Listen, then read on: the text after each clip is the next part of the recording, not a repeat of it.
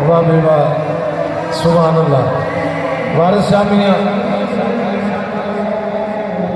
बिना पाइया दे सानू जीवना जरा दरकार नहीं। सामने मोहतरम हुण तुहाडे सामने जंडियाले की धरती का एक ऐसा साई है जिहड़ा है अनपढ़, स्कूले नहीं गया, तो साई पीर सैयद वारिस शाह सरकार के नाल उन्होंने लो हर दिल अजीज शख्सियत साई मोदा जी वो पढ़नगे इंशाअल्लाह, तो अपने अंदाज और मुहब्बत के नाल पढ़नगे।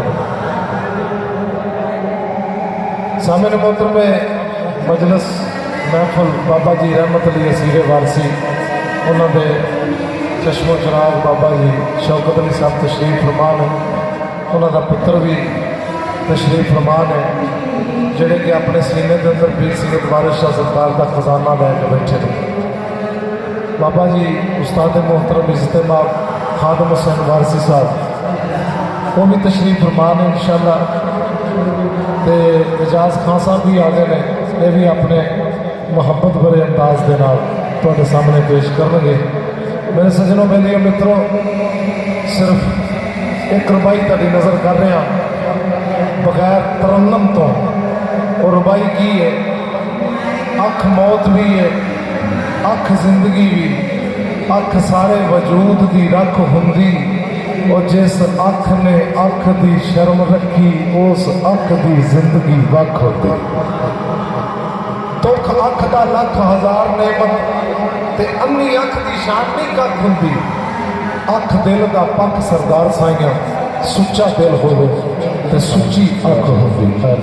बाबा जी लजपाल फरमाते ने पीर सैयद वारिस शाह रंज आख्या भाभीओ बैरनो नहीं बोलो सुखन हया शर्म दे, दुनिया खाब ख्याल की बात सारी कुछ नहीं वसाए दम दे नहीं, झूठ कीमतों में गलतान रवो, हुक्म होए नहीं इस कम दे नहीं, और वारस फेलों के नाल खवार होंगे बंदे पाक गुनाह की जमदे। साईं बोदा जी तशरीफ ले।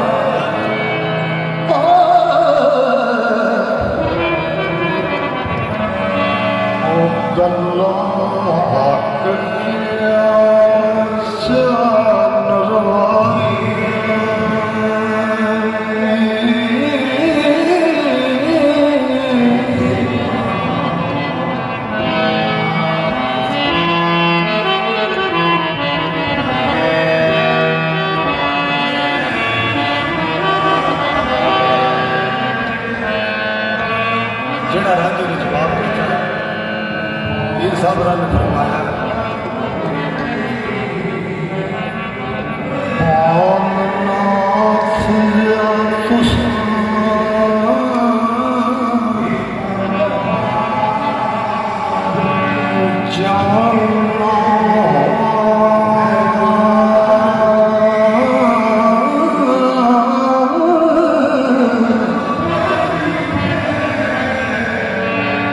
ਜਿਹੜਾ ਹੋਇਆ ਸੁਸਾਨਾ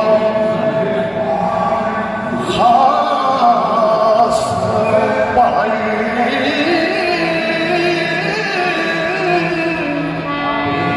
ਸਭਾ ਤੇਰਾ ਕਰੋ ਮੇਰੇ ਹਾਲ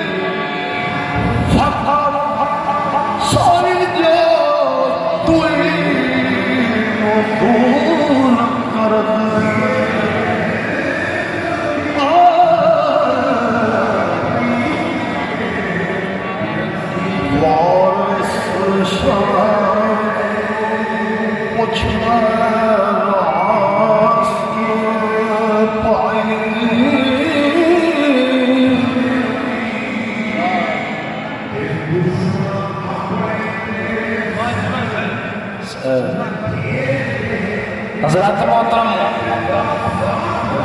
जी